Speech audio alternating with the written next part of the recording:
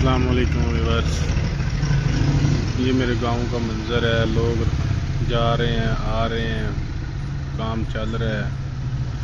सुबह सुबह तो बहुत अच्छा व्यू होता है। सुबह सुबह लोग खेती बाड़ी के निकल जाते हैं और अच्छे अच्छे जानवर रखे हुए हैं, फार्म है और बहुत ज़्यादा मतलब ये हमारा रोड है, बहुत ज़्यादा चलता है।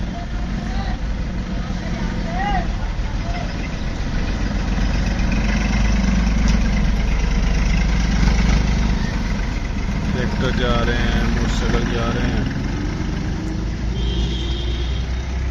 गांव के लोग बहुत मेहनती होते हैं, सुबह सुबह जाते हैं, डेरे का काम करते हैं।